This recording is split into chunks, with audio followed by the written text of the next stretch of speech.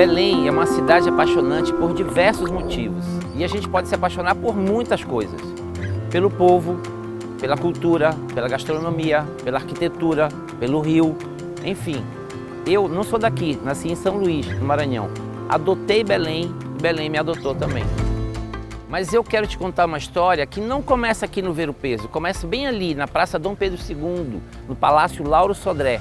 Vem comigo, bora lá?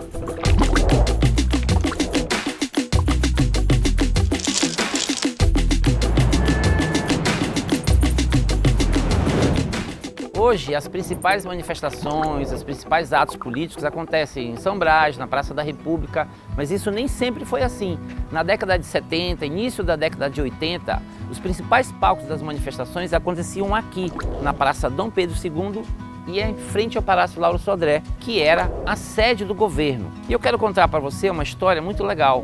A luta pela meia passagem. Hoje a meia passagem é um direito adquirido. Milhares de pessoas em Belém usam diariamente a meia passagem.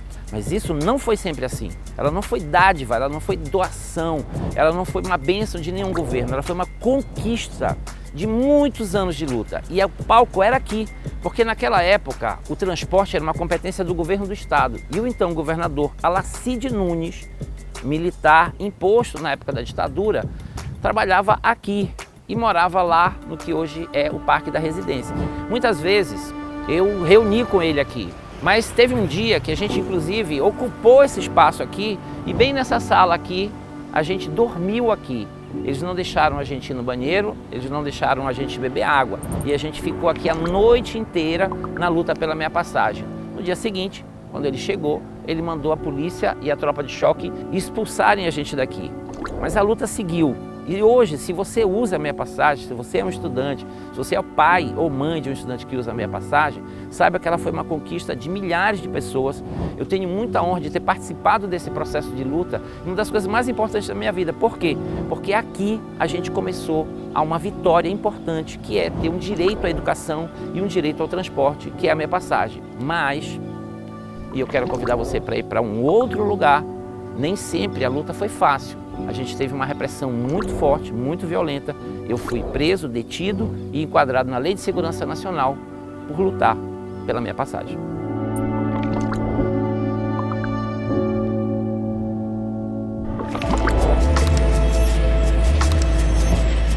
Na luta pela meia passagem, a gente percebeu que os empresários e o governo militar da época, o coronel Alacide Nunes, se uniram para enfrentar os estudantes que estavam lutando por um direito. Para se defender, muitas pessoas se organizaram. E aqui, nessa vila, que fica aqui na 9 de janeiro, entre a Magalhães Barata e a Gentil Bittencourt, nós tínhamos uma sede, uma organização política que eu fiz parte, junto com outros companheiros, que era a Convergência Socialista.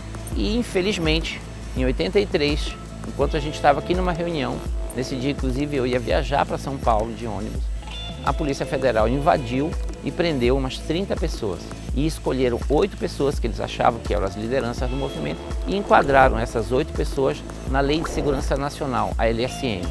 Foi, aliás, o último processo, na época da ditadura, de enquadramento de militantes e de lutadores na Lei de Segurança Nacional. E foi por isso, não era baderna, não era bagunça, era apenas a luta por um direito. Infelizmente, quem luta por direito hoje no Brasil e aqui no nosso estado ainda é criminalizado. Lutar por direitos não é crime, é uma obrigação daqueles que estão sem esse direito.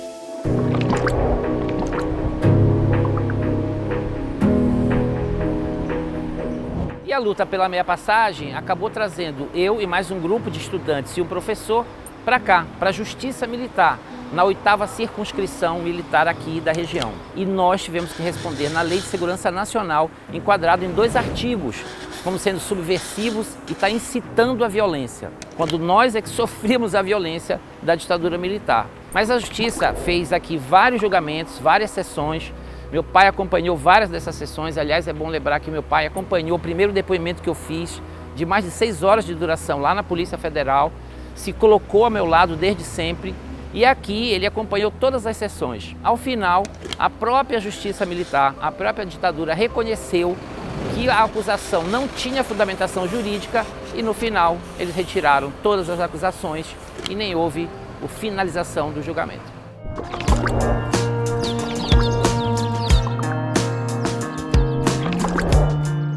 E aqui na Universidade Federal do Pará, a gente seguiu na luta, não só pela minha passagem, que depois foi conquistada, mas por outras lutas. Mas eu escolhi contar essa história da minha passagem para mostrar que quem está na luta há muito tempo. Minha história não começou ontem, minha história começa há muitos anos. É uma história construída coletivamente, com muitos companheiros, muitas companheiras que me trouxeram até aqui, até onde eu estou, sendo vereador de Belém e candidato a vereador novamente. E a minha paixão por Belém não acaba nunca. E a gente quer sempre melhorar a nossa vida e a vida do nosso povo. E é por isso que a gente está nessa luta e eu estou candidato a vereador novamente junto com Edmilson Prefeito. Bora mudar Belém, devolver Belém para as mãos do povo? Vem com a gente!